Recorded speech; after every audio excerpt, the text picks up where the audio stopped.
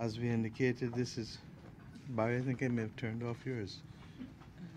See, it didn't carry already.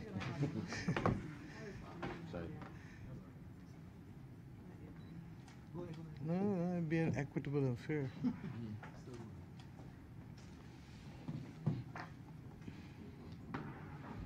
Thank you. First of all, I'd like to thank you for coming this afternoon to the post-cabinet press conference. There are a number of issues that we want to address this afternoon and to be able to update the country on. And the first and foremost is a serious decision by the Cabinet of Barbados to be able to launch a program called the Barbados Youth Advance Corps. And the Barbados Youth Advance Corps will subsume the limited Barbados Youth Service, which only now takes less than 200 people.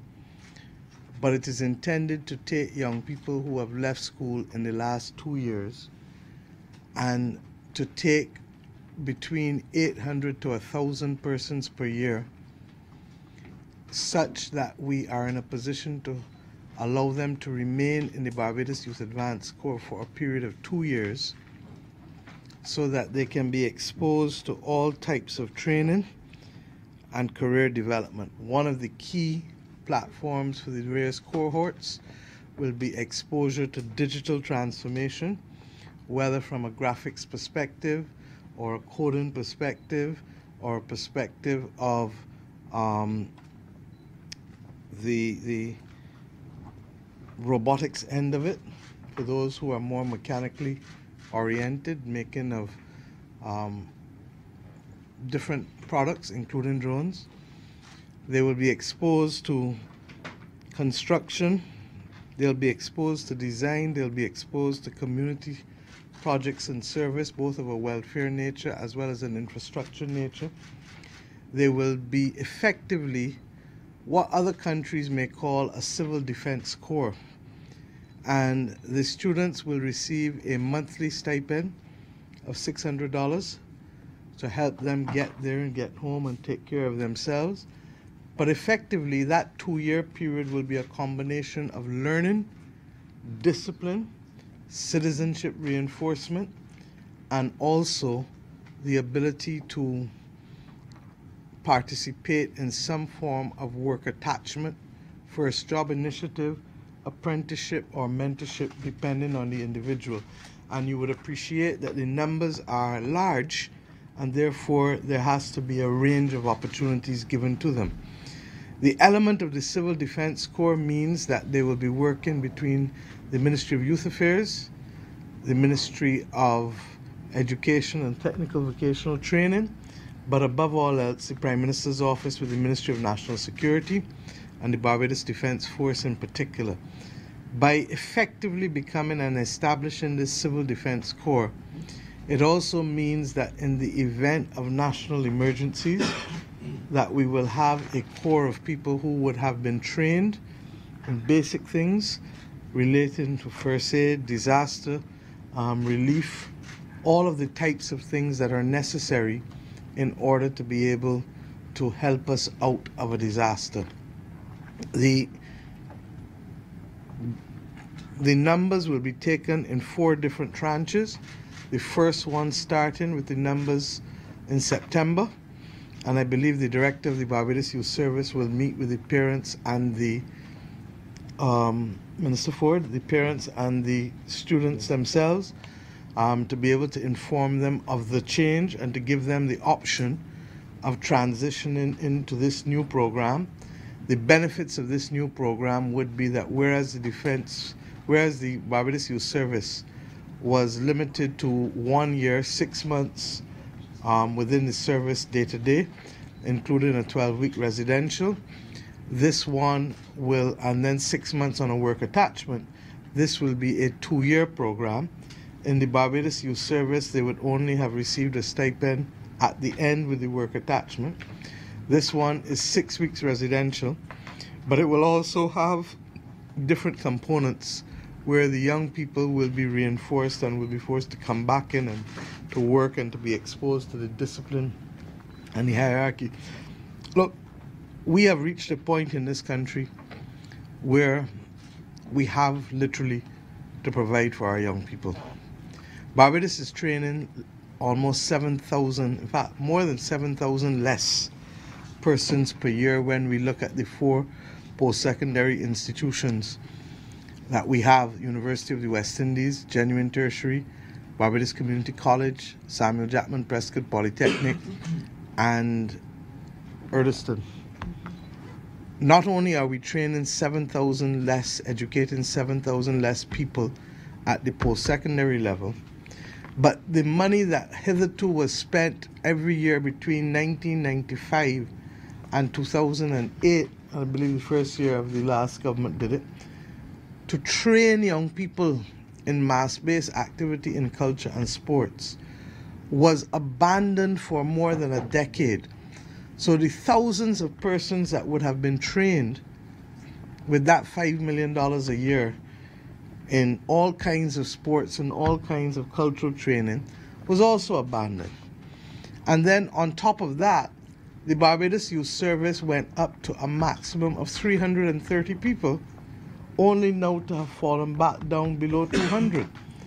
Now, in the circumstances, it shows that we have effectively abandoned the opportunities for our young people over the course of the last decade. And this government is not prepared to do it. Throughout the campaign, I maintain, and since, that the greatest fear I have are persons who have left school for 6, 7, and 8 years and have never understood or developed the discipline of holding down a job on a full-time basis. And that if young people get to the age of 30 without that discipline, it is going to be very difficult for them to learn it in their 30s for the first time. And hence, we are at this position where the government of Barbados is prepared to make the choices. We recognize that the full cost of this program is unlikely to come to bear before the financial year 2021-22, because as a 2-year program, obviously we are staggering the intake, because the first year's intake will be September, October, January, and February, end of February. So that by the time you take that intake across 4 segments, your next intake after that will be September next year, October next year, January and February 2021. So the full time, by the time you reach the full complement, which will run anywhere between 1,600 to 2,000 people, we are in the fiscal year 2021 to 2022. And our projections show that the growth that we expect to see in our economic performance generally, as well as in our revenue, as well as the efficiencies that we are bringing about in our expenditure, that it will give us the space to undertake this. This government has already placed its bets on young people, because without taking care of our young people, we have no future. And that is why we made the determination to accept the responsibility for paying fees at the University of the West Indies, as we did as the first act of this government. And as a result, this last academic year would have seen. We've also indicated, however, to whom much is given, much is expected. And while the Give Back program did not get off the ground last academic year, it is going to get off the ground this academic year, and all students will be required, for whom the government is paying fees, will be required to give back 150 hours it is, and that program will be rolled out by the Minister of Education and Technical and Vocational Training.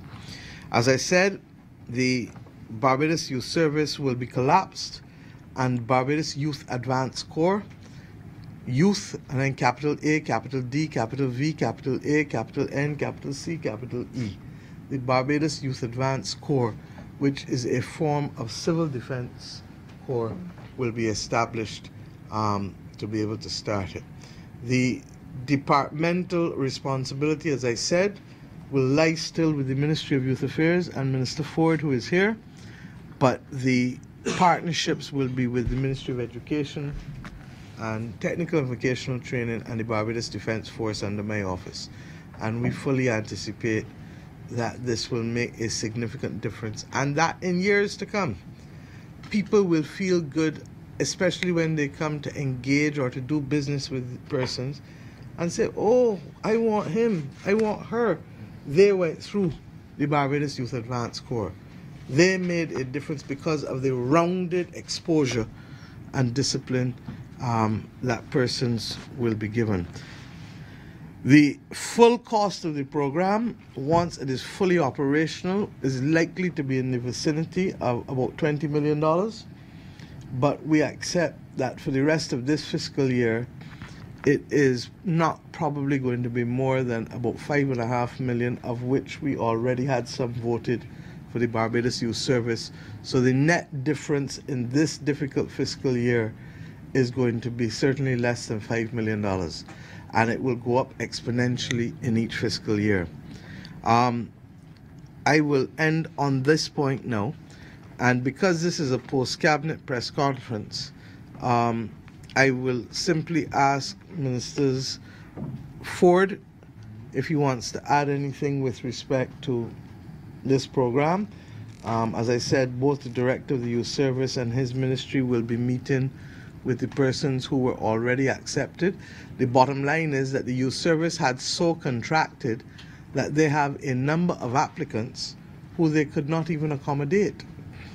So we have a ready first pool for September, but they now have to do the advertisement and the public education for the October, January, and end of February cohorts that have to be taken in. I hope that this initiative sends a signal to our young people that you matter and that we are betting on you. And we are betting to give you the future that you deserve, but for you also, in accepting that future, to take responsibility for building out your country and taking care of those who, as they get older, may not be as able to take care of themselves or to be able to earn at the levels that they would hitherto have earned. Minister Ford? We really need a press room.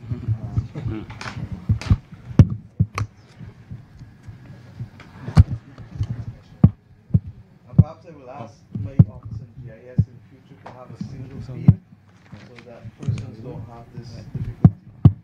Thank you. Thank you, Prime Minister, members of the press, pleasant good afternoon. The reality is that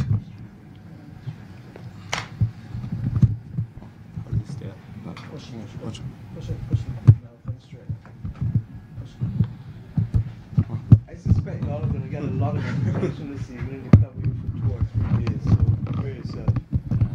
thanks.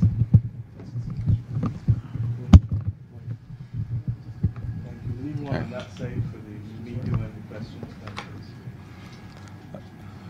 Once again, thank you, Prime Minister, Cabinet colleagues, members of the press. The reality of the situation that we had a youth service back in 1991 that started with 330 intake. And this number spoke volumes to the catchment that we were trying to reach as a government back then. Fast forward 28 years, and we have a more than 400% decrease in numbers. When all the evidence is there to suggest that we live in a climate where 30% of our young people between the age of 16 to 30 years old are suffering from a high level of unemployment and underemployment. The reality of the situation is that we are sending out over 4,500 school leavers every single year with little or nothing to do. Well, it's less than that now. It's less than 3,800. With little or nothing to do. We're saying as a government that we have to respond to the needs of our young people and to meet them where they're at and engage them at the level so that they can become productive citizens. The National Youth Service really needed a rebranding, a refreshing. We are steadfast in our mandate to produce a center of excellence, where excellence must be the standard bearer as it relates to our young people. And so we will carry out a series of training programs, developmental programs, to ensure that when these young persons leave this civil youth advanced corps, that will have the basic tenets that they can succeed in life. Because I think that is the most important thing, and that's why we are here, to ensure that there's a space for our young people to achieve the Bajan dream. And along with that, one of the problems that young persons, and all the surveys indicate, that young persons are suffering with, is the problem as it relates to having job experience. And we want to give our young people the opportunity, because as much as we provide opportunities for them, young persons will tell you that one of the problems they are faced is that employers are asking them to have job experience. And it's really a conundrum. And this defense score will allow them the opportunity to have that job experience, along with providing a national service. And there must be a level of altruism in Barbados. And we are appealing to communities and Trojans and persons in the community who feel a sense of being able to take care of our nation's children to come on board in the effort. Because along with our personnel at the youth service, we'll be asking persons from outside to come with their expertise, help teach our children in the areas of literacy, numeracy, robotics. It could be agri-science and technology, digital technology, because that is what our young people are interested in now, coding. And we have young persons in Barbados who work with Google, for instance, and it is a big new dimension for our young people. And we are saying that these are the avenues. And all this will do as a program is to reach out and provide that platform for our young people so that they can achieve their goals. So it will be rolled out, as the Prime Minister said. The first intake will start September the 22nd till November 1st. The second intake will be November the 10th to the 20th of December. January 5th. Well, those dates are. No, that's right. The first date is called for September. Right. In the youth service, we already had 173 applicants, and we will be looking to give those persons the opportunity and to raise the number to 250, and then the program will roll out from there. But we are certainly encouraging Barbadians to come on board in this effort, because we really have to reach out and make sure that we provide that avenue for our nation's children. Thank you.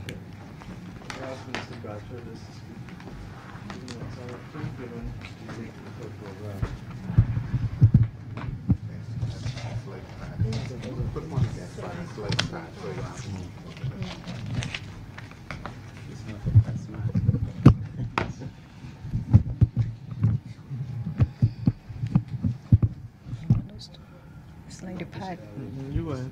No, they want the other two. They can hear you. Okay. Good afternoon. I just wanted to add the Youth Advance Corps is intended to be able to serve an additional outlet for young people to have opportunities in Barbados. The reality is that we are at the point now where we are transforming education.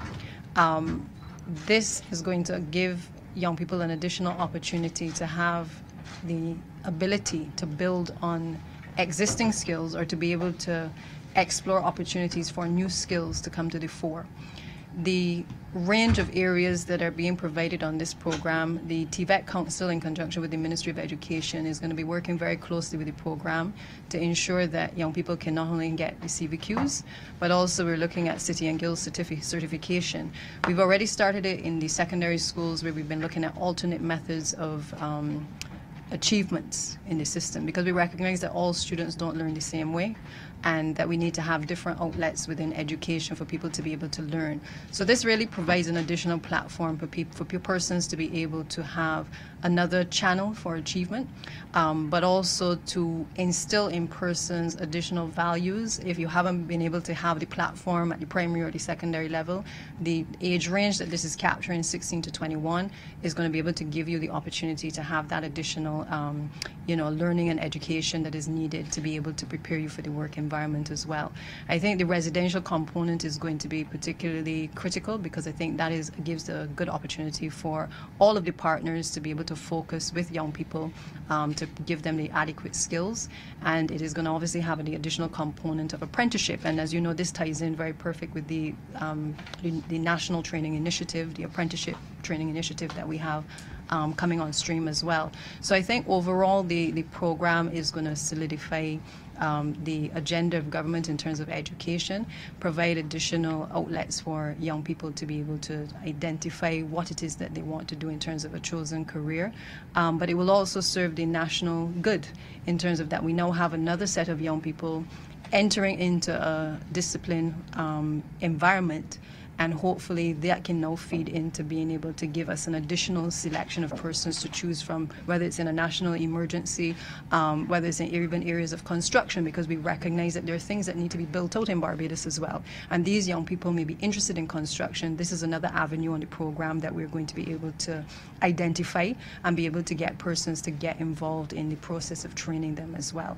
We've looked at things like agriculture, again looking at CVQs that we can introduce into the equation.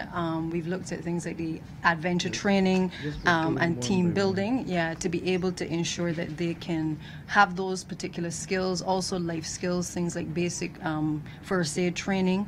One of the challenges that we've been encountering is issues of conflict resolution, for instance, amongst young people. We are well aware of the many challenges that young people have in resolving conflict, and I think that part of the program, is seeking to address that, to help them to be able to cope. And some may say, what other way can we assist them than putting them into an environment like the Barbados Defence Force, into a military environment where there's obviously a high level of discipline. We've also looked at improving their communication skills. We want young people to be able to articulate themselves, to be able to be confident, to be able to look you in the eye. We've spoken about ensuring that within the program there is discipline training. Again, ensuring that you know how to dress, how to carry yourself, how to make up a bed. All of those things the Defence Force can bring to bear to assist. We've looked at addressing what we have seen as well in education as some of the deficits that our young people are encountering, and one of those being the issue of remedial training and education. Many of the young people that we have been assessing, not only have they been coming out of school with those skills, but a lot of them have obviously not been able to achieve certain certification. And we want to go back, not just to provide remedial training, but to look at testing the young people to see exactly what challenges they may have, what learning difficulties they may have, to be able to help them to be able to complete a lot of the programs. The focus will also be on looking at navigation and outdoor survival, preparing these young people to be able to operate in any environment that they may be placed in. And a heavy component will also be on physical training, ensuring, as you know, we're very big with this administration on ensuring that our young people are fit, that our country is fit. We have to be able to bring down the chronic non-communicable diseases, and I think this cohort is a good place to start as well. The issue of personal financial management and budgeting is something that has for a long time escaped us in the education system. We're looking to introduce elements of entrepreneurship within our schools, but I think this is a good example here of, again, being able to allow young people to be equipped as they're leaving secondary school and going into the world of work, to be able to address issues of personal financial management, how to handle money, how to be able to properly account. If you are going to set up yourself as an entrepreneur, how are you going to be able to put those elements in place? So we have a wide range of issues that we believe that this program can serve and be able to be useful to our young people. The reality is it's open to all young people. It's not categorized for a particular type of young person, but I think the range is more exciting than what was offered certainly before under the Barbados Youth Service, and we have responded to the technological changes that we see amongst our young people. we want them to feel as though this is a program that is for them.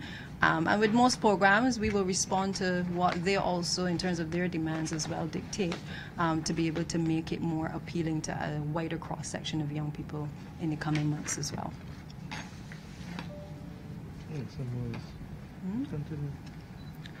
The exposure over the 2 years.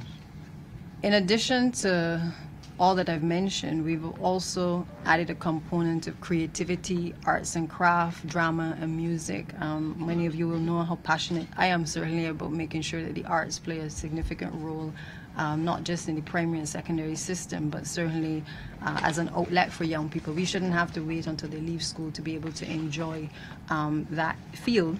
But I think we also have to recognize that some leaving school at 16 may not have been able to be put into a program where they can even get a certification for something that is of interest to them.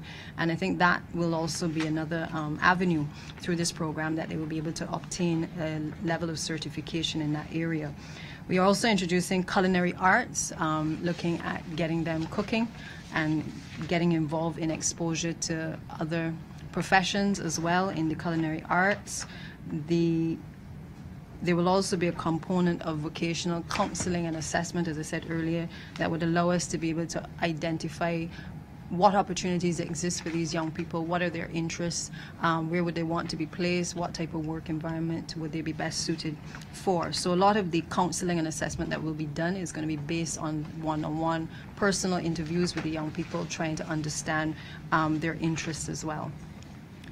The issue of swimming also was discussed amongst the team, and we felt that given that Barbados is surrounded by water, I know the Prime Minister is very, very vocal on this, and she believes very strongly that young people, all young people, all Barbadians rather, should be in a position to know how to swim. And so we want to expose the young people in this program as well to that component also. Substance abuse will be the last thing. Yeah. What is interesting too is that over the past few years, there's been a reduction in the amount of monies by the previous administration that was spent in the area of drug counseling and drug intervention programs across our schools. I was quite alarmed a few months ago when I spoke to persons at NCSA to discover that what I certainly left in school in terms of programs that expose young people to the dangers of substance abuse was now on the back burner. And it was simply because there's been a reduction in the financial resources applied to that area. As a consequence, we've seen obviously an increase in drug use and indeed in abuse. And I think this is again another area that we felt very strongly should be included as a component within this program. And so I'm happy that we're able to address a number of the issues that we have recognized a number of our young people are facing and encountering across Barbados. And I think that this will be an attractive program to many of them in the coming months as well. Thank you. I'd like now to ask, on a slightly related area, to the aspects of the maritime. There have been some issues, and certainly with respect to what would have transpired with the jet ski and other things, I'd like to ask the Minister of Maritime Affairs and the Blue Economy to address the whole issue of the regulation of the jet ski and water sports sector. Thank you, Prime Minister. Thank you, colleagues. And good afternoon to the media. First, let me say that since becoming Minister, I've made it my business to have a number of meetings with persons in the maritime area.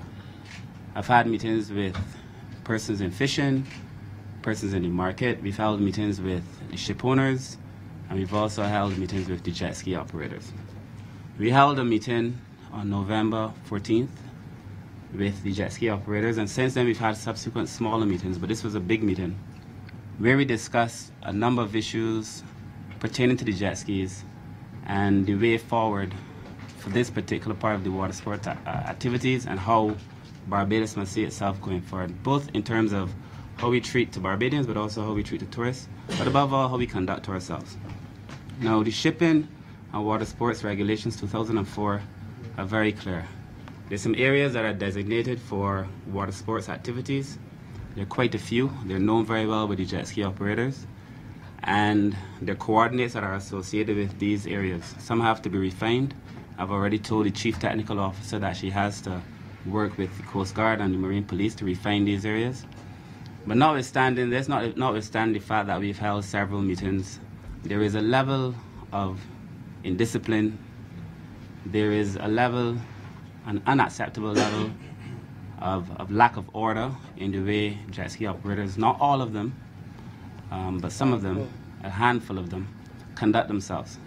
And during the course of our meetings, it was made very clear by them that they themselves were not supportive of the persons who engage in this rowdy behavior, and that they would make efforts to help us stamp it out as well. We came to a compact, an agreement, that we would try at all times to conduct ourselves in a manner that reflects the kind of Barbados we wish to have. Unfortunately, there's been a number of reports pertaining to the jet ski operators, the way that they conduct themselves, the abuse to tourists, the abuse to and of Barbadians, abuse to and of one another. It cannot continue. And there is a time where you have to review the law, and we're doing that, but there are also times when you have to enforce the law. And the legislation in this regard is very clear. Many of you, I mean anybody who visits the beach and anybody who goes for a sea bath would know sometimes you see jet ski operators coming into shore at speeds that are dangerous to any living thing, including themselves. And they do so in a manner that shows no regard for the persons who are bathing. They do so in a manner that shows no regard for people who are snorkeling, for people who may be diving, in the areas that they know are designated for persons to swim. There are areas that are not for jet skis operations. The section 37.1 is very clear. It says any driver within 75 meters of shore must not exceed 5 knots and keep well clear of bathers. And persons who act in contravention of this are guilty on summary conviction of an offense and liable to $3,000 or 6 months in jail, or if it's a repeated offense, $5,000 or 12 months. Now, we've held meetings with a view to having voluntary compliance. The reason we've been having this level of engagement was so we could come to a point as a community and as a society where we move forward as one without needing to enforce the harshest arms of the law. But there are times when we have to do so. I've made it very clear that going forward we will be enforcing the law. And the law is clear in this regard. Now, we've held meetings with the police force, we've held the Marine Police, we've held with the Coast Guard. There is a body called the National Maritime Interagency Committee, which we have reestablished, which I chair on occasion, and it looks at all the offenses that occur in the marine space, and we will deal with it in a serious manner. Now, part of what we're doing here is about training and hoping to rebuild Barbados from the bottom up. So we're going to be offering training again to the persons who operate the jet skis, persons who operate the watercrafts, because it is our intention to move everybody forward. So there's going to be training, there's going to be continued collaboration, there's going to be continued engagement, but there is time, I believe, as well for new legislation, and we're going to have to put more teeth into the legislation. As it stands now, revocation of the jet ski license, you can only revoke a license of a person with a jet ski clearly in the law for 2 offenses. If it is manslaughter caused by the jet ski or the watercraft, or if it is a case where the person is convicted of repeated offenses. I feel that we have to review that. We have to make it very clear. I think in applying for a jet ski, there has to be clearer rules, and that we have to find a way to continuously monitor what is occurring on the seas, but the word has to be enforced. When we must enforce the legislation as it stands, and when we make the amendments, we must enforce that legislation as well. We've been fair. The conversations have been ongoing. There's been, I think, in November last year, September last year, the Prime Minister, I must tell you, called me. I was on my way out, and the Prime Minister called me and asked me to meet her down on the beach. And she was having a fairly informal meeting with some jet ski operators. She was taking a sea bath. And at that meeting, we decided that we would continue to have collaboration. And it has so occupied the attention of the Prime Minister that since then, every so often, and I mean fairly frequently, we have conversations around what is happening with the jet ski operators. Now, it is clear in my mind that the jet ski operators are very knowledgeable of the law. When we had the meetings, they know the law. They know they're not supposed to come in at more than 5 knots. They know the areas where they're not supposed to engage in water sports activities. They know. So it's not a case where they do not know. The argument that has been put forward is that sometimes they can get more business if they go other places, but in disregard of the law. So that cannot continue. So we're making every effort to continue the collaboration, to continue the dialogue. But in cases where there is clear offense and disregard for the law, then we will enforce the law. And that is what we're doing at the present moment. And hopefully we will bring a sense of discipline to this aspect of the maritime affairs. Thank you very much. Thank you. I indicated to you that you're getting a lot of information today, so this will keep you in your thoughts for a while. The problem is that you will want to decide which one of you will break what first. But this afternoon, I also would like to invite the Minister in the Ministry of Finance to address some major changes in the Customs Department that are being undertaken. And I really must say that I want to commend my minister, because in a short space of time he has been able to do a number of things in customs that were left undone for more than a decade. And Minister, would you please address the new matters, including what Cabinet would have agreed to today with the customs tariff and then with the Ascuda, please? Sure. Thanks very much, Prime Minister, colleagues, members of the press, ladies and gentlemen. As you're aware, the Customs Department has been undergoing a level of stress for the last few years, especially with the previous proposal to move them to the Barbados Revenue Authority, which is well ventilated.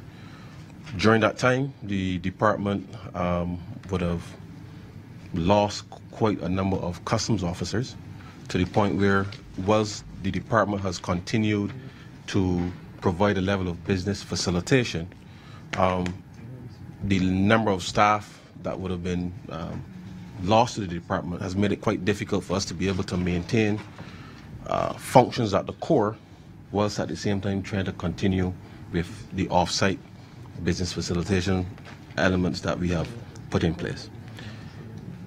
Over the course of the last few months, and certainly as the Prime Minister would have announced in March, in the budget in March of this year, as part of our modernization and ongoing process as far as government is concerned, we would have engaged UNCTAD on the one hand to be able to bring to fruition the upgrade with respect to Ascuda World. As you are aware, Barbados was the first country in the region to implement Ascuda++. We are now the last in the region to still be using Ascuda++. This project to upgrade to Ascuda World commenced in 2014, and with the back and forth with respect to whether to move customs to BRA or not, and the obvious pushback in a sense from the officers. Over 4 years. This is not just simply a matter of implementing technology, but in the meantime, a lot of the processes and the way that we clear items out of the Bridgetown port as a customs function, as well as other areas that customs will also monitor, including the airport, would have suffered in that time. And so we re-engaged the UNCTAD consultants in March, and they came on the ground in June of this year to be able to make sure that we can have that effective implementation of Ascuda World.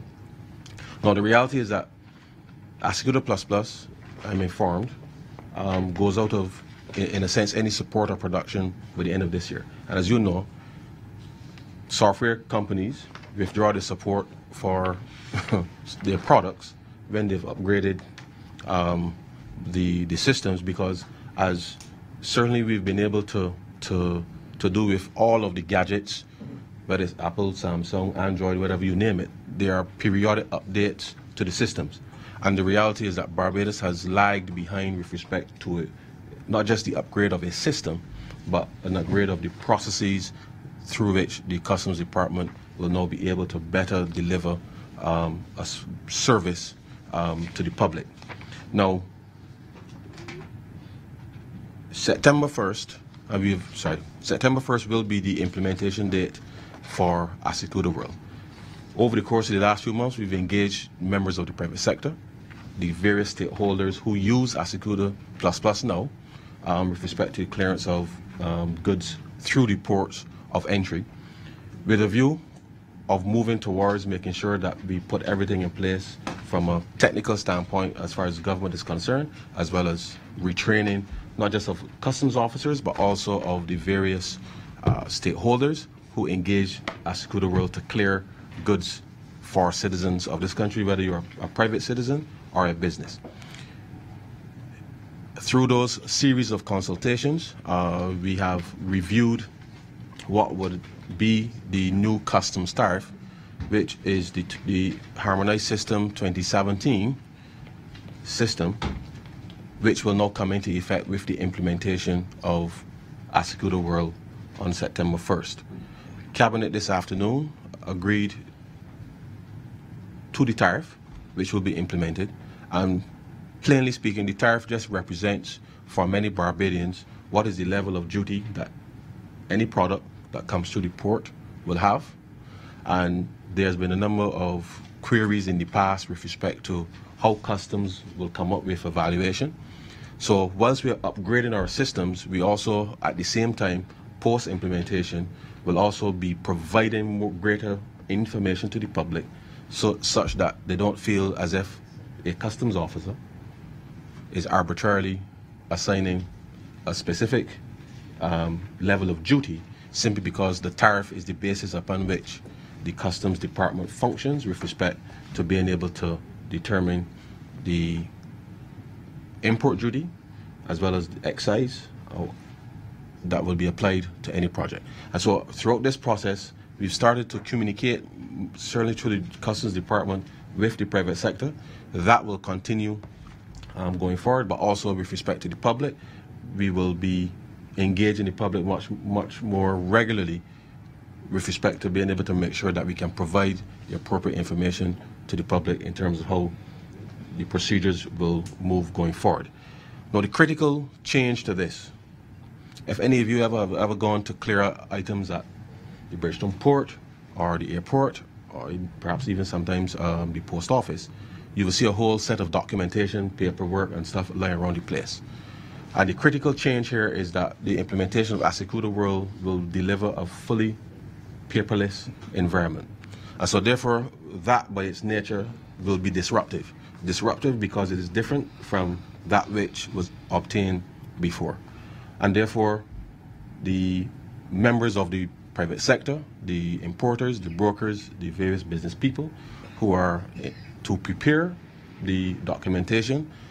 For the past 2 years, there's been a training environment made available for persons to test the procedures, which has been ongoing. The customs officers have been retrained with respect to being able to do that.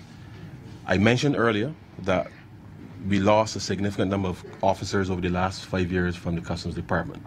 And therefore, our engagement of the private sector as we move forward with a number of reforms across the Customs Department is, on the one hand, to make sure that the information that is supplied to the Customs Department is as accurate as possible, because it allows the officers to be able to assess that information on the basis that it is true and a fair reflection of not just the values, but actually the descriptions of what the items may be, because the officers have their job to do first and foremost from a national security perspective. There's a revenue component, but there's also a business facilitation component that is absolutely critical for Barbados to maintain its level of competitiveness. And so therefore, the more time that officers have to spend scrutinizing information because there's a suspicion, then it means then that adds delay to the process. And so therefore, as we move forward, we want to engage in a process through which, as the Minister of Maritime Affairs would have alluded to in his presentation, that we move forward on a utilizing a level of trust, but we will verify. And the reality is that with the changes to the systems and with the personnel as we seek to rebuild the department, we are asking all the various stakeholders to ensure that the information that they provide to the Customs Department is a true and accurate reflection of what the process relies on, because when we find out going forward, as the Minister would have indicated in his own presentation, the reality is that Barbados has a lot of our systems would have broken down over the last few years, and we now have to spend time, in a sense, in the best way to make sure that we advance the cause for Barbados. And so therefore we're asking persons to make sure that the information that they provide in this process allows for the officers to do the best job that they can in those circumstances.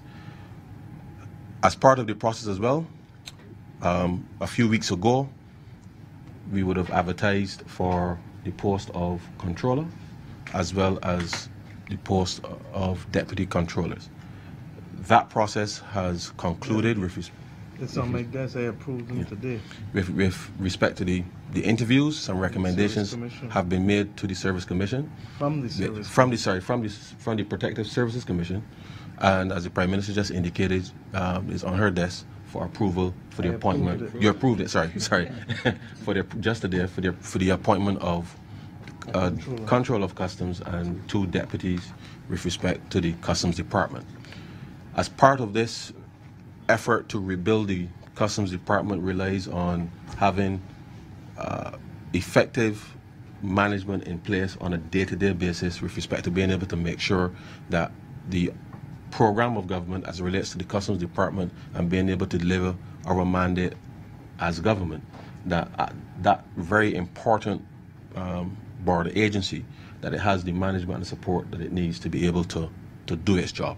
In addition to that, we will also have a long-term customs expert to provide some technical assistance, ongoing training and support with respect to the Customs Department, which we believe will give a level of order and calm to the department, which has gone through, I think, quite a bit of trauma over the last few years with what would have been the fears of whether to move to Bra or not, and feeling as if they were being displaced. Yeah. And the reality is that we have sought over this very short period of time to bring back a level of stability to the department. There will be an ongoing process with respect to recruitment and rebuilding and expanding the skill sets of the customs officers to be able to deliver better service to the public of Barbados, whilst, as I said, making sure that the national security objectives are first and foremost maintained, with a view to making sure that the revenue base of the country is protected, and at the same time being able to better facilitate business to be able to move forward and get Barbados going in the way that we would expect it to do. Now, with respect to the September 1st implementation date, I want to inform the public through you that on Friday, August 30th, the Customs Department, with the exception of Terminal 1 at the airport, will close for business to allow the project team and the officers to be able to prepare for the implementation of the Assecuda rule, which on Monday, September 2nd, as persons go about their business, that there's an effective transition with respect to being able to make sure that the officers are in a position to do all of the fine-tuning to make sure that everything is in place. Now, as I said earlier, I would ask that the public make the arrangements accordingly with respect to the closure on that particular date. But a lot of the stakeholder engagement has already started and continues, and long after that implementation, that will continue. The implementation of Assecuda World will then set the platform for the next phase, which will be the implementation of the electronic single window. So we needed to have the implementation of Assecuda World, notwithstanding the fact that Plus Plus is going to die pretty much in December, at the end of December. But this now sets the framework whereby, well in advance of the busy season with respect to imports, we can get through any of the technical details, and we've committed to making sure that the communication about any issues that come up, that there's a process in place for resolution, such that we're able to move Barbados to a different level. It will mean some operational changes within the Customs Department in terms of the standard operating procedures. These are things that we expect the new management to be able to engage the public on a consistent basis, such that the public, in a sense, can rate the experience, certainly within the context of customs, but certainly customs operates within the confines of the British Port, as well as the airport and the various other sites that they manage. And therefore, we want to give the country the assurance that the government is doing the necessary reforms that are critical to rebuilding and leveraging the experience of the customs officers that are there, whilst being able to expand the skill sets and attract new persons to the department to be able to make sure that those three key objectives that I outlined earlier are met. The only thing I'd like the Minister, which he didn't do, was to contextualize the tariff that is being introduced now. What is it replacing? Because he makes you feel that we are correcting a situation that was business as normal, when in truth and in fact, we have the horrific situation that our tariff was not revised since when? 2009. 2009. I don't think people heard you properly. Sorry. The last 10 years, the last time the tariff was revised was in 2009. So this is now 10 years when everybody else would have moved on with respect to not just the tariff, because you would appreciate that as the world is a very dynamic place, a mobile phone 10 years ago is not a mobile phone today. So product specification and everything advances. And therefore, a lot of the issues relating to people saying to Customs Department about misclassification, in a sense, it was a reflection of the fact that as products have changed, the tariff that we were operating under simply could not accommodate those things. So a lot of the administrative stuff had to be done through the Ministry of Finance to be able to help with some of that. And the reality, which is why it's important that with all of our systems in government, that we have to keep pace with the time, so to speak, with the technology. And as things change, we need to make sure that we have built into our processes a timeline with respect to how we will implement new things. And therefore, we give our commitment that even though we are late to the game with respect to HS 2017, and a new tariff is actually being prepared now to be rolled out for 2021, I believe, that Barbados will not in any shape or fashion be left behind. As I said, as we were the first to do ++ in the region, we're the last to upgrade to Asikuda World. But this will not happen under our watch. And certainly we want to give the public the assurance that so long as we have the space to be able to do these things which are in the national interest, we will do so. We still have to make policy decisions, as is our right as a government, but we simply cannot mark time, because in marking time it costs the country a lot, and it means then that we don't get the best out of the officers, and the frustration and everything builds up in the system. And therefore, this is an important point in time to be able to move on. I think personally it's a matter of pride for Barbados, for the Customs Department, to be able to get this done, do the engagement with respect to the public. And as I said, there will be disruption from the perspective that the processes that are currently being undertaken will be very different. For the members of the public, what we intend is to make sure that we monitor and make sure then that the length of time that it takes to move stuff through the ports, that reduces, notwithstanding the risk management that we have to put in place to make sure that, as I said, that the national security objectives are met. And we are doing other work with respect to the scanners at the various ports of entry to be able to secure and give the public the confidence that everything is being done to protect their interests. But by the same token, we're also looking at how do we risk manage the procedures to make sure then that the actual length of time that it takes to clear goods through the British Port in particular, and certainly some of the off-site business facilitation, that we can deliver that in a much better, more streamlined fashion. So we will keep up with the times, and it is about making sure then that we are in a position to to move forward with certainty. I think on just one last matter, Prime Minister, with the number of reforms that we are undertaking, and I'll come back at another point in time to indicate that, we are in the process of also looking at revising the customs bill itself. And therefore, that's something that we will look to bring in October. So certainly before the end of the year, let me just say, before the end of the year, because one of the things that's happened is that as technology has advanced, we haven't put the necessary legislative framework in place to allow the officers to work with confidence and certainty. So even though there's a little lag between the timeline with respect to the implementation on September 1st, that very shortly afterward we will make sure then that we've given the policy directive to move forward, but the legislation will then come to make sure, not just on the tariff, but certainly in the context of the other reforms that we're undertaking, that the new customs bill will give the department the tools to be able to function in a modern 21st century Barbados. Thank you very much. Thank you. Sometime yesterday evening, there were a number of reports that surfaced in the British media about a very unfortunate incident in Barbados. And I'd like to ask the Honorable Attorney General and the Commissioner of Police, and if necessary, the Minister of Foreign Affairs, to address these issues, please. Thank you.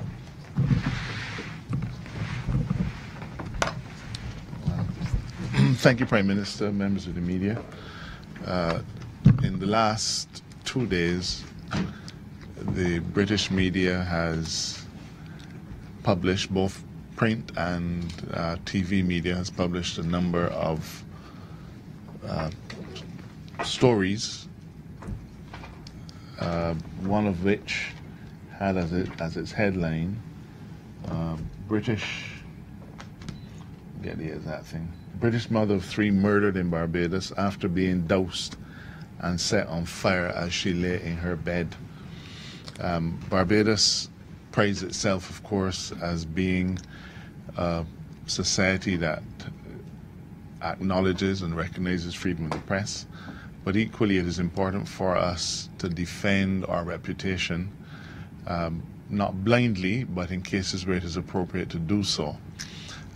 The news stories are certainly being carried in a very important part of our tourism market, but whether it was there or anywhere else, it is important for us to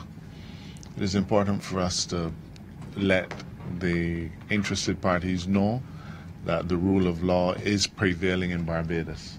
I've therefore invited the Commissioner of Police to this particular press conference so that he could give a brief to the Barbadian media so that you will have an idea of the extent and the stage at which the current investigation has reached. But of course, whatever the circumstances, the loss of any life in Barbados, especially for someone who would have come to Barbados for something that we are best known for, a place to relax and to get away, whatever the circumstances, that loss of life is tragic. On behalf of, therefore, of the entire cabinet, the entire government and the people of Barbados, we especially want to extend our sympathy to the grieving family and friends both here and abroad. Over and apart from anything else that is being done in terms of an investigation, the Prime Minister, with the full support of Cabinet, has today given certain directions to demonstrate tangibly the support for the grieving relatives at this time, and details of that will probably be made available to the press by the BTMI. Commissioner?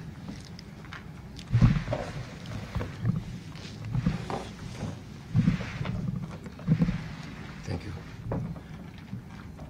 Good afternoon, Prime Minister, other members of Cabinet, members of the media. My task is to provide you with a status report as to the investigation into the unnatural death of Nathalie Critchlow. Nathalie Critchlow, 44 years, a British national staying at Sergeant's Village, Christchurch. She was burnt in a house fire at the said Sergeant Village about 13:43 hours on July the 20th, 2019, and later succumbed to the injuries on August 6, 2019. The brief circumstances are that the victim was born in England to Barbadian parents. She was mother of 3 children, the youngest being Raoul Critchlow Noble, 9 years old, who was in the custody of Linda Beaumont, a British health advisor, since March 2014. The deceased arrived in Barbados on July the 15th to visit relatives and was staying at the residence of her brother, Ashton Clark, who is ill and has been staying in a nursing home. This residence is of wooden construction and is enclosed at the rear on 3 sides with a corrugated galvanized fence over 8 feet height. This is adjoined to the front by a chain link fence and gate. The corrugated fence has a sole gate on the eastern side, which is secured from within the yard. On the day in question, about 12-15 hours, she video called Linda Beaumont, who was visiting Barbados from England along with the deceased son, Raoul. She gave Linda directions to her residence, and at the time, according to Ms. Beaumont, the deceased was in her kitchen preparing meals for them.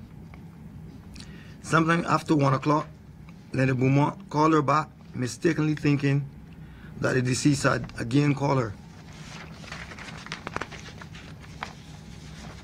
About 13:43 hours, suddenly the house went up in flames, with the seat of the fire being concentrated in the kitchen area. The fire rapidly engulfed the house, and residents and workmen on a nearby house quickly sprang into action to assist. They broke away a sheet of galvanized from the yard to gain entry and assisted in getting the deceased, who was found in the yard, badly burnt. The ambulance was summoned and she was taken to the Queen Elizabeth Hospital. Investigations to date have focused on closed-circuit television from an adjacent house, and this is of very high quality. Examination of this footage has clearly demonstrated that no one entered those premises for hours prior to the fire taking place. The corrugated fence was fully intact, apart from the sheet that was removed to provide access to the victim. The footage shows that the fire originated in the area of the kitchen, and was concentrated there. The side of a saucepan was completely burnt away, leaving the bottom of the remnants of food. At the bottom, the remnants of food. 2 gas bottles were found in the kitchen area, one with no negligible damage, and the other having the area where the gas head normally connects the bottle, melted. The victim's clothing was taken away to be examined forensically for any traces of accelerant. The scenes of crime officers indicated that there was no smell of accelerant in the house or on the clothing of the victim. House-to-house inquiries have been conducted and are persisting in the Sergeant Village area. Statements have been obtained from a number of witnesses, also from the electrician who removed the corrugated sheet to free the victim. The occupants of the premises from where the CCTV footage was obtained were interviewed.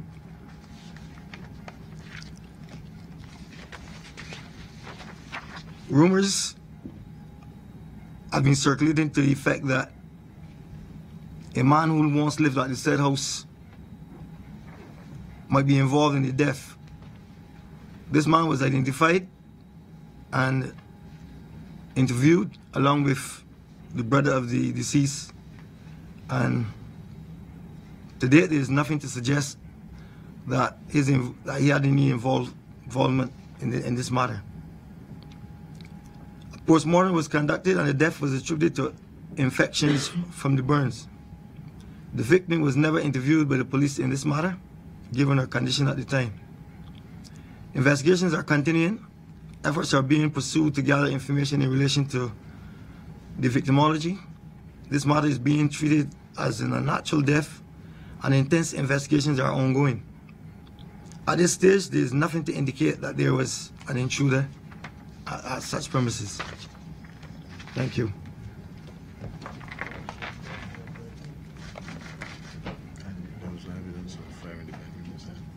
No, concentrated. Yeah, the fire, as I said, was concentrated in the kitchen area for most of the time, and not in the bedroom area of the house. Commissioner, good afternoon. Thanks for your statement. This death would have occurred on July 20th, and I would have been in contact with the acting inspector, Mr. Rodney Ellis. That's hold a sec. You've been streamed, so let's just make sure we're... Yes, the death would have occurred July 20th, and my media house would have been in contact with acting inspector Rodney Ellis on numerous occasions subsequent to Ms. Critchlow's death. Asking for information regarding, one, her condition, and whatever information could be given regarding the investigation. Is it possible that you can explain the communications breakdown that would have occurred where the deceased passed away on August 6th? When did the deceased pass? She passed away on August 6th. But the information was not forthcoming from the police for quite a few days after, even in spite of an everyday check-in with the Royal Barbados Police Force regarding her condition and the state of the investigation.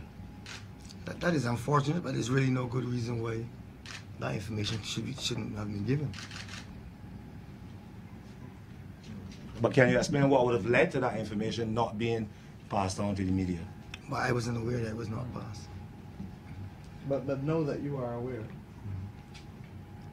Certainly, I will speak to the PRO in that regard and make sure that things like that don't occur.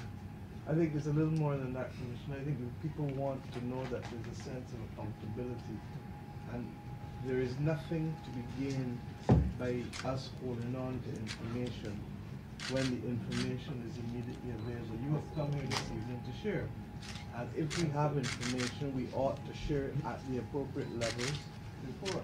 And I think that's the position of the government, and I hope it's the position of the Royal Barbados Police Force too. It certainly is my position. Any other questions? Just for it to be clear, you're saying that there was no fire present in the bedroom area as any of these reports have? I'm saying that the footage showed that fire was concentrated in the kitchen area and only spread to the bedroom after, and even then it's not very intense in the bedroom.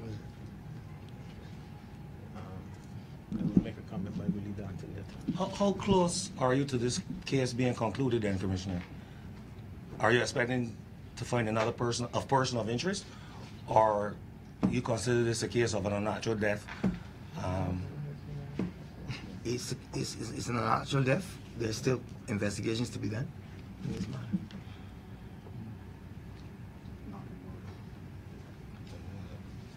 Questions on any matter, not just the Commissioner.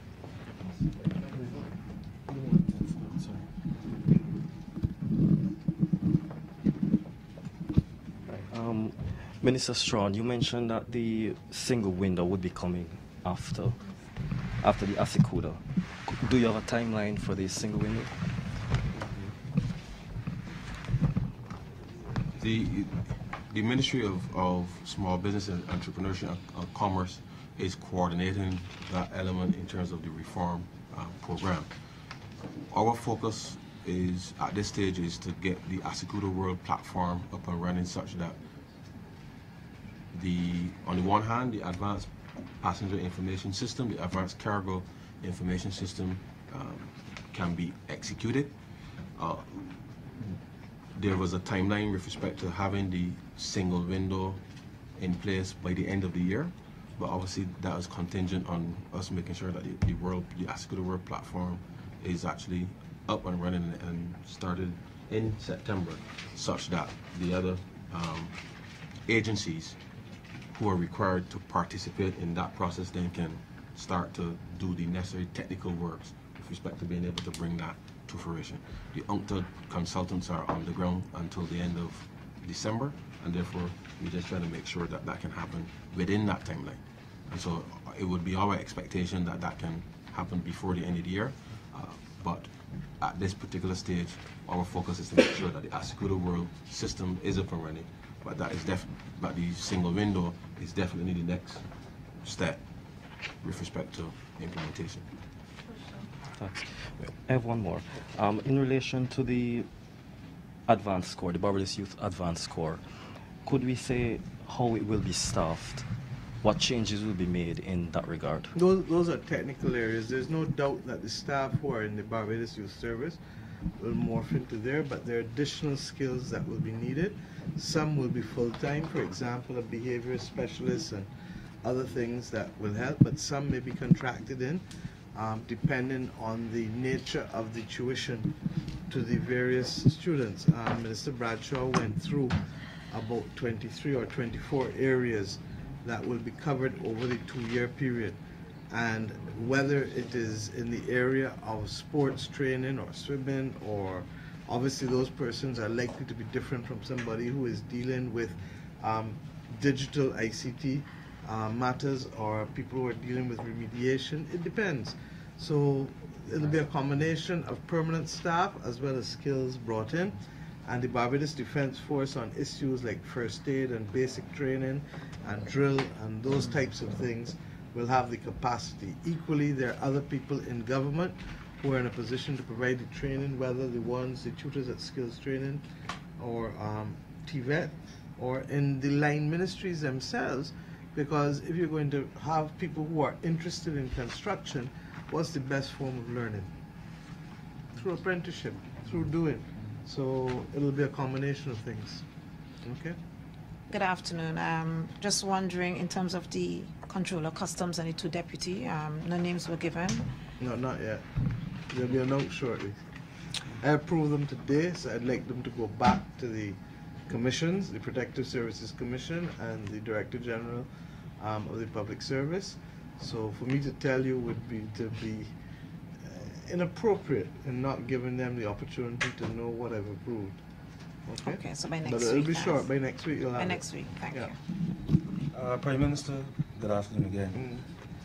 Can you give us an idea of what kind of process the choosing of this first tranche of young people would involve? How would you have reached choosing this first set of young people? Youth service people can take. But remember, beyond the youth service intake, youth service would not have been able to accommodate all who had applied. So the first good thing is that the September intake will take not only those who were accepted and who want to transition, but a lot of those who had been rejected will now be in a position to be accepted in either September or the end of October, November. I think it's end of October, November, because we want to make sure that people are out of the residential before Christmas and by mid-December. So that's why I told Adrian not to settle on the dates yet, because we want people to be out by mid-December, back into the communities. Prime Minister, is there a cap that you set in terms of the capacity numbers for the program? Upper limit is 1,000 per year. The lower limit is 800. So we don't know what the demand is going to be, particularly if you have 3,500 to 3,800 people leaving school. So we've set a range of between 800 to 1,000, and that will depend on the demand in the communities as well as our own circumstances. So it is certainly going to be 4 times to 5 times more than what the youth service has been doing on an annual basis. Okay, and follow up to that, is a location been identified for the... Paragon. Okay. Remember, work had been being done at Paragon already, and that's one of the reasons why each tranche is probably going to hover about 250. It won't be perfect to start, but none of us were perfect when we started in life or work, and we will add as we go on. But what is important is harnessing the potential of these young people and giving them an opportunity to excel and to become stars. Okay. Sorry. Is there any update on the recent jet ski case? We spoke about the jet ski, but the jet ski. Is there an update on the jet ski, the missing jet ski? Ask the Commissioner to address that. With the assistance of the FBI, we've had investigators looking at the jet ski itself. We've had samples taken from the jet ski and examination of the engine and the body, and we're waiting results on the outcome there. Prime Minister, switching a bit to the national perspective. Taking advantage of There would have been a high level of public engagement in the last few days over the current situation which obtains at Rock Hall regarding these squatters. I was wondering, and the effect it could have on our civil aviation perspective. Are you in a position to give us a short-term look at what government plans regarding this, and then in the long run what you could possibly do? Ironically, Barry, this matter was brought to our attention about 5-6 weeks ago by the Minister of Housing. And as a result, Cabinet asked him, and first and foremost, let me say why it was brought. More importantly, or as important as the question of the flight path, is really the public health considerations of the people living in that location at Rock Hall. The majority of persons, I am told, are effectively building and have built their houses on a dump. And I don't need to tell you what would be the public health implications of persons living on a dump. But the Minister of Housing brought it to our attention and indicated that the situation was continuing and that he wanted to be able to intervene. And we gave him the authority to start and update a social survey. You know, I keep talking about the lost decade, and this is one area in which it is most evident. In 2007, as Deputy Prime Minister, I would have chaired a subcommittee of Cabinet for a policy paper on unauthorized development in Barbados.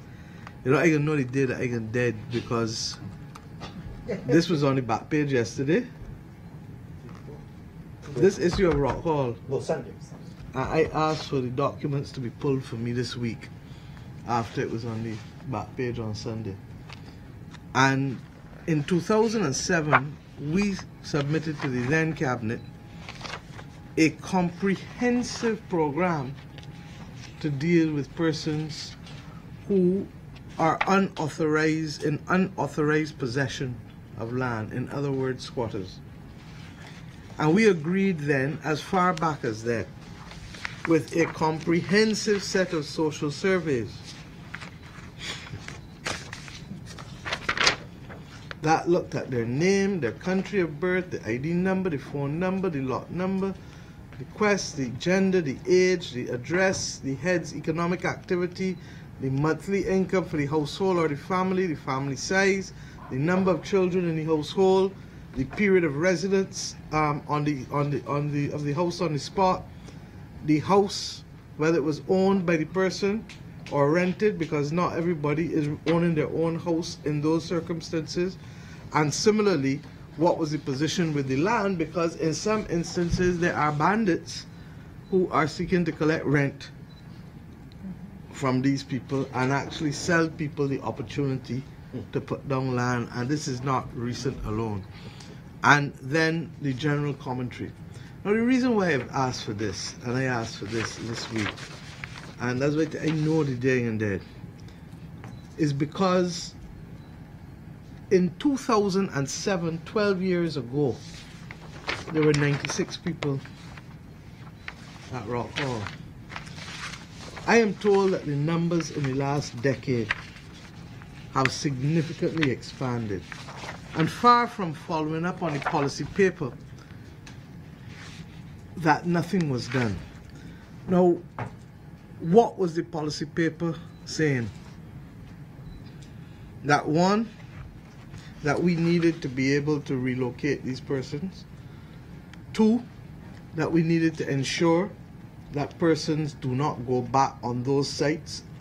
And Rock Hall is but one. This is perhaps the worst of the lot in the country in terms of numbers, and the worst of the circumstances, because it's injurious to the residents who live in those houses. because they are living on a dump. It continued and expanded, and I was aware that in spite of their representative or being the member for the Attorney General, that it continued unabated. Now, 12 years ago, we recommended that for persons below the poverty line, persons earning $15,000 or less, that a grant be given to them. Not a full grant, but a grant of $25,000 is what we would be recommending now, which would still require that they use their own labor or that of their families and friends in order to be able to build. And that for anybody above the poverty line, the most the government could do was to provide a loan, to facilitate loan facilities, because once you are working, all of the rest of Barbados have to pay to live in their houses, and persons must also pay. For anybody who is below the poverty line, regardless of age, color, gender, status, the government of Barbados is committed to helping them. That is our position. But for anybody over the poverty line, then you have to help pay. Therefore, the government will create a loan fund that will assist in persons being able to borrow, and the government will identify lands for the relocation of these persons.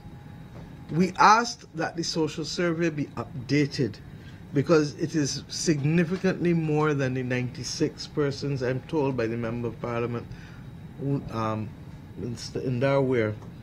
And in the circumstances, we need to have that updated social survey, just as I'm able to draw on the one that we had done when I chaired the subcommittee. The Minister of Housing has indicated that they're well in the process of doing that, I think with support from the Ministry of Welfare as well. And in the circumstances, once that is finished, then there will have to be an engagement with the residents, both collectively and individually, to see how they can be relocated. What is clear is that we would be condemning them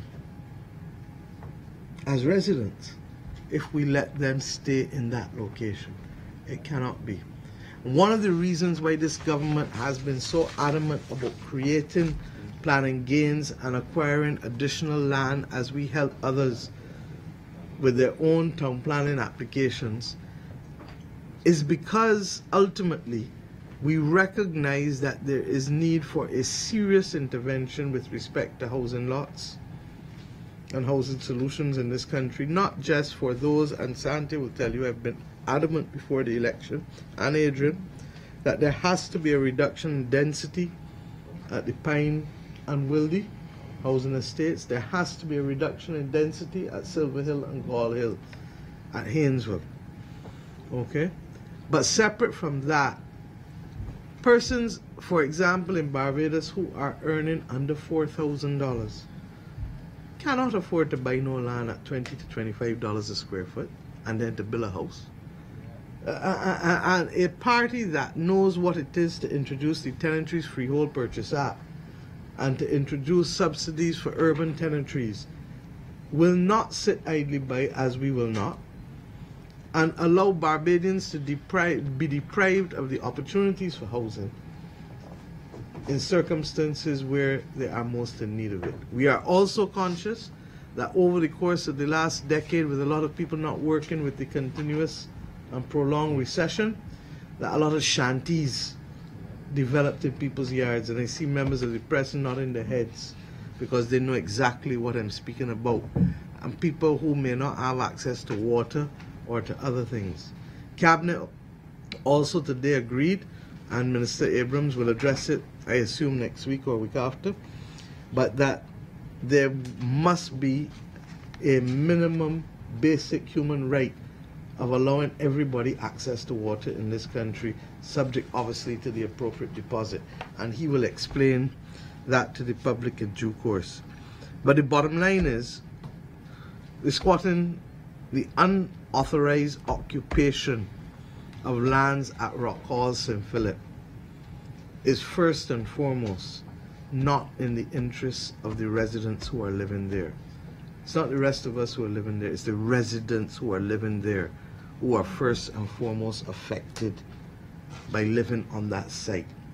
As a government, we know better. We knew better from then, and in the past, over the course of opposition, we would have made calls about it. We are now in a position to do something about it and shall do something about it. But we have to have the updated social survey in the way that, in this instance, in 2007, we were able to see that of the 96 people there, how many were under $15,000? How many were between 15 and 25? How many earned over 25,000 as a household? And equally as important, and I want to address this, because there's a notion that the majority of people squatting are non-Barbadian. It's not true. In truth and in fact, less than 20% at that time of the person squatting would have been non-Barbadian. The majority are by far Barbadian. And it says to us, therefore, that we have a duty to treat to this fully and frontally, and the government shall do so.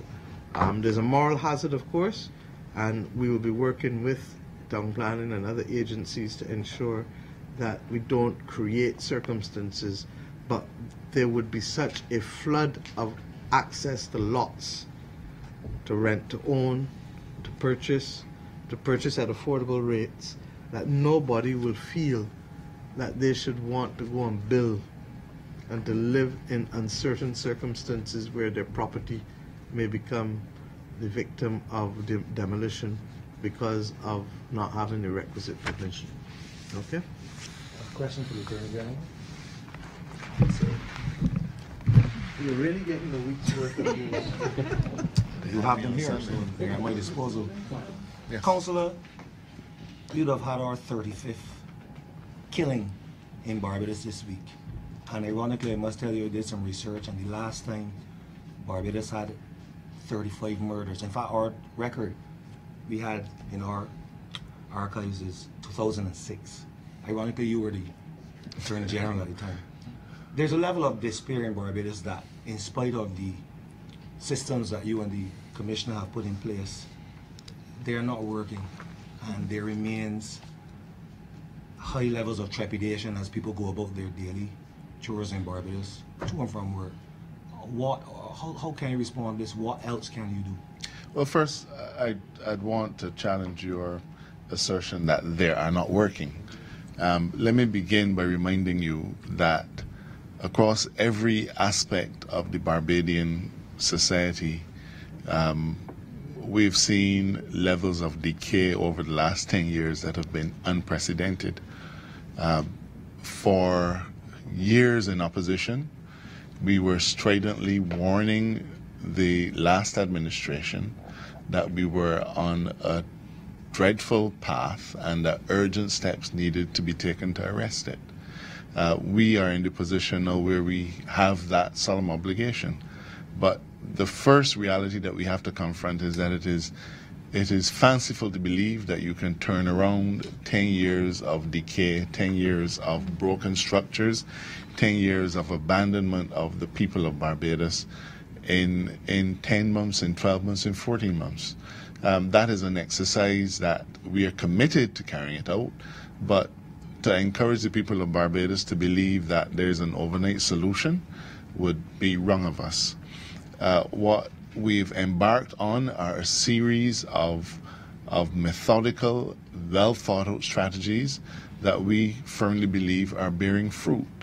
The numbers of boots on the ground have been effective. The campaign of the Royal Barbados Police Force has been effective. And I'm really grateful, and I'll say it again, to the members of the Royal Barbados Police Force for continuing even now to sacrifice that one day off and put their all into helping the Barbadian society to settle. It is a multi-pronged challenge for us. We not only have to deal with the question of interdiction, arresting the perpetrators, we have the serious task of finding the firearms. Now, the investments have been made, but they have to be given time to pay off. We now have a scanner in the port that is fully functional, except for a short period of time in the last few weeks when it was down. The infrastructure work on another scanner is going in, and we expect that that will be in place very shortly. The Prime Minister has given instructions to the port to work with the Ministry of Finance and other agencies to see about investing in a third scanner. Those are important initiatives, but they're initiatives that will bear fruit going forward. They will help to stem the tide of firearms coming into Barbados. But let us also take into account that we're seeing something that is also unprecedented in Barbados, the tremendous number of stabbings. It is almost as if knives have become the second weapon of choice. This is something that we're watching very closely because it is exactly the phenomena that the UK is fighting with. And you know, one of the things that we've talked about in CARICOM in our security in the CARICOM heads meetings is that we have to start thinking of treating crime as if it were an illness and as a public health problem. Okay, and this is not something that's fanciful. This is a strategy that's being adopted across the world. It is a public health issue, and we have to adopt strategies that are similar to how we've dealt with public health issues in the past. I'd like to encourage Barbadians to I know when it says stay the course, we will smile, but we're quite serious about it. There are no overnight solutions, but we are satisfied that progress is being made. Efforts to fix the court system are well underway, and we honestly believe that so long as we can get the prosecution side of things up and running and effective as it should be, that will also serve in many respects as a deterrent, but also to get rid of the large backlog of cases, both homicides and others that are in the system. It's a multi-pronged approach that we're taking. We think that we have adequately provisioned the police force. We've given them all of the resources that they've asked for, and we need to give that time to work. But there are other elements that we have to put in place, and perhaps that is why at the end we go back to the beginning. This program of Youth Advance is intended really to orient a huge cohort of Barbadian young men and women who really become the fodder. They become the fodder for the criminal element. And it's important, therefore, that as we talk about crime prevention, that we have to understand that how we deal with our young people is a vital part of the strategy. You can't have abandoned them for years and years and then wonder how it is that the average person involved in the gun homicides is probably in the region of 20 years old. So far for the year, we've had a 21-year-old charged with a firearm homicide. We've had an 18-year-old charged with firearm homicide. And that seems to be prevalent. Now, these young men only years ago would have been in our Sunday schools and in our secondary schools. So somewhere along the line, the ball has been dropped, and we are determined that we are going to fill that breach. So as I said, we at the end we have to go back to the beginning. This initiative that we spoke about launching immediately is going to, and we are confident that it will achieve great results in helping to steer a lot of our young men and women who might so easily be attracted to the negative side of things and keep them in the positive direction. But Barbadians need to stay the course. They need to be patient. But we are satisfied that we're beginning to see results with continued effort from the police, continued effort from our youth ministries, of our social services. All of these things together will help to arrest this particular train that seems to be a runaway train. If I may, I really have to use the opportunity to express my gratitude and confidence in the members of the Royal Barbados Police Force, the members of the Barbados Defence Force who have been doing the joint patrols, the broader members of the social sector, and of course the Attorney General and all of the other relevant ministers, including those in the social areas. this situation, as the AG has said, is a difficult one. And it's not going to change overnight because it didn't get here overnight. I started off by telling you how much fewer people we are training every year across this country. It is almost 10,000 fewer when you add, or probably more than that actually, when you add the numbers from the formal educational institutions, the reduced numbers in the youth service, and the reduced numbers in the youth-based training that Barbados was accustomed to. I've indicated since early in the year the significant sums of money that we've put in expanded Sea Cadets, $1.5 million. That program is about to roll out. The Blockpreneurs program that Minister Ford is doing, which is $3 million. The mass-based youth training in culture and sports, which is just under $5 million for the two of them. The question now of this Barbados Youth Advanced Corps, which this year will be 5-6, but will ramp up to $20 million in 2.5 years' time. And at the same time, we've had the police operating. I don't think that, Commissioner, in almost every instance, the police have been able to find persons and to arrest persons in short order. Now, I have to accept as leader of this nation that things have changed. And we have to work collectively as a people to bring back or to restore a level of normalcy in what people anticipate and expect when they have a disagreement. The notion that every disagreement must lead to some act of violence is something that is wrong, and we're going to fight it in public service announcements. We're going to fight it in the training that we do in the Barbados Youth Advanced Corps. The notion that people can earn a quick living while others have to work is wrong, and I've sent that same message to you just now with the Rock Hall people who feel that they can take advantage while others have to do the legitimate and normal thing with respect to paying for where they live. The notion that greed pays, well, the Bible tells you that greed is one of the deadly sins. So I don't need to go there with you. And whatever it is, in every instance, we have to bring back this country.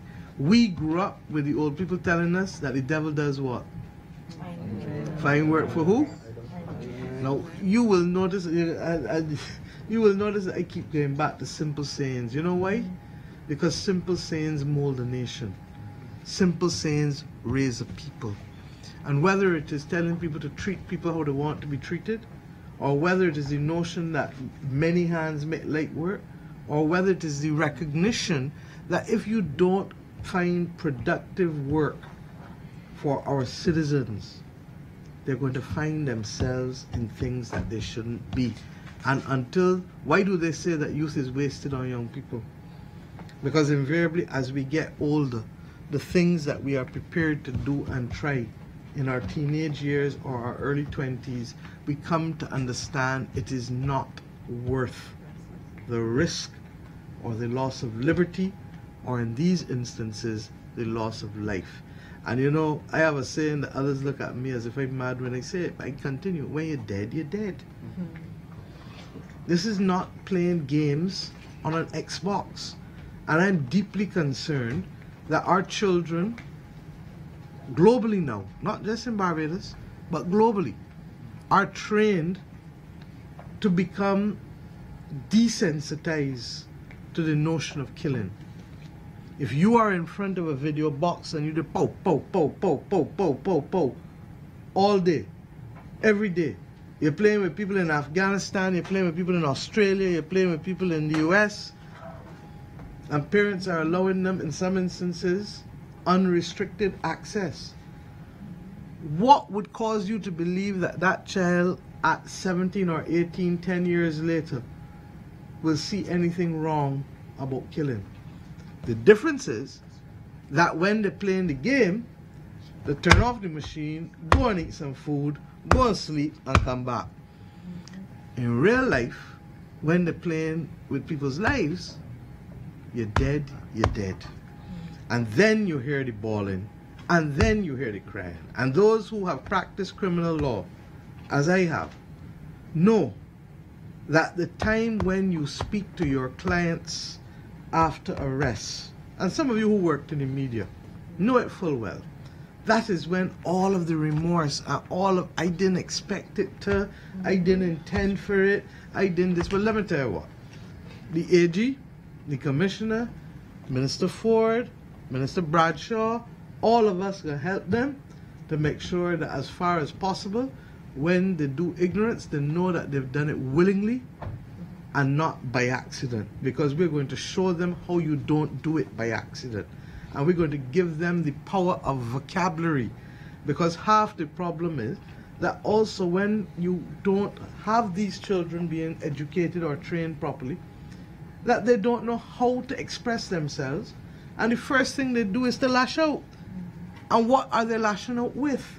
Now, if weapons were not available, guns were not available, knives were not available, the lash out years ago would have been what? A big rock or a 2x3 or a cuff. But because of what is immediately available, there is no buffer when you use a gun and you hit the person in the chest or in the head or wherever. There is no buffer when you stab them in a vein that is going to bleed out. If you hit them with a rock, you might or might not make it. If you cuff them, they're unlikely to die. Not even Muhammad Ali would kill a person with a cuff easily. So I think Barbadians need to work with us on this. Our society has to be rebuilt. You heard Minister Humphrey speak about the behavior of a handful of people. It's a handful. I know because I probably spend more time going to the seawater, going in the sea than most people in Cabinet and most people across Barbados, because I believe the sea is therapeutic. But 90% of the fellas running the jet skis behave well. But then you get a handful, like anything else, of fellas. They're bad lawyers, they're bad politicians, they're bad of every category of person. You get a handful of people who want to curse people blue is black, tell them where they come from, and believe that that kind of behavior is acceptable. It is not acceptable. Full stop. And when we do it, we undermine the ability of families who work across the industry or people who live in Barbados to be able to earn a living. And that is why, even in respect to your concern about people being responsive, that's why I'm going to take a hard line. I fully support all public servants. But there are times when you have to recognize that there has to be some level of communication. Okay? And if people don't get the facts, what do? Nature abhors a vacuum. So please know that the Commissioner, the men of the and ladies of the Barbados Police Force, the Barbados Defense Force, and the leadership of the Attorney General, and all others in this matter, they enjoy my full and utter confidence. And when you really look at it, you will see that there has been a diminution in the numbers really in the last few months. I also want to say this, that before me is a set of recommendations for the appointment of judges, and once I accept those in the next few days, then the process of being able to populate and to open the additional criminal courts and the commercial court for that matter will be possible, and the AG then will take responsibility once I agree to the recommendations that have been sent to me by the interview panel. So we are getting there, believe you me. But let us not believe that we can do this, as I said, abracadabra, because it didn't happen overnight and it's not going to be solved overnight. Okay? Are we finished? I'm going to agree to it because I intend to relax a little bit next week, so. Prime Minister, I have 2 more questions. On the appointment of custom officers, we didn't address that. How soon can they expect to be appointed, those who are still outstanding? That's a process. I mean, to begin with, we would have 4 customs officers, created a new category that never existed before. There were people, and I thank you for reminding us, there are people who for 20 and 22 years have been wearing a customs uniform, were called a clerical officer, and could not get appointed because they were not even in an established customs officer post. This government, earlier this year, with the support of all of the unions, established a new post called Customs Officer 4. And as a result, over 100 and something persons are to be appointed to those posts. They're effectively acting in it. But the process of appointment, as you know, takes time because it's an administrative process. But we expect all of that to be handled expeditiously, because there's no case of them not being appointed, because they've been in the position for years. And it is only if they have a charge before them or on suspension that there may be a time period, or that there are reports that are so negative that they may want to call them in and talk to them before appointment. But other than that, there's a presumption of regularity on appointment. The other question is about White Hill residents. We didn't mention anything about them. I heard them complaining just recently again about the lack of garbage collection and post office. Part and parcel. In fact, I met with Minister Payne and Minister Duguid on White Hill, and that process is going to proceed at pace. It's not only White Hill, let's be real. The whole of the Scotland district, and the last government never told the country this, that there was a moratorium on development and town planning applications for large parts of the Scotland district. They were to do a study on the movement of the land and the stabilization. They never did the study. I'm in discussions now with the Ministry of Economic Affairs and the Ministry of Foreign Affairs to discuss with the Chinese government how they can work with us to stabilize the Scotland district and to allow us to be able to deal with something as simple as the roads, which, as you know, is perhaps the closest attraction to Disney World, this part of the Caribbean, because the roads there are like that. So we're going to be dealing with all of the Scotland district, but yes, we will be isolating out White Hill, and Minister Payne and Minister Duguid are working with it. But you can't do overnight that which was lost in a decade. Okay? And finally... And still be in the context of the Barbados Economic Recovery and Transformation Plan. Yes, sir. That was 3 no. But I learned that Barbados today sometimes cannot count. I'm sure after this story comes today or tomorrow, there will be some criticisms as to the expectation of the funding for the new service. Which service? The advanced civil. The that there will be what, sorry? Some criticism about the funding. You mentioned that it will be funded from... There's criticism on everything. Right. But they're actually getting more. But the amount that we're spending will be dramatically increased over time. Yeah. You mentioned, right. So you mentioned that you'll be funding it from cuts that we're experiencing, but you have other areas to look about as well from those same cuts. We also have the ability, we know where programs are not going to be fully executed. We know where we've made adjustments to programs. The government is about choices, Marlon.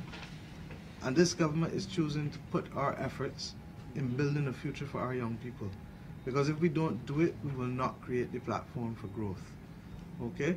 And we will come to be judged by the choices that we make. We have chosen to pay fees for young people again to attend university. We are choosing to create opportunities for expanded Sea Cadets, for the Prince's Trust program, for expanded training for young people in sports and cultural activity.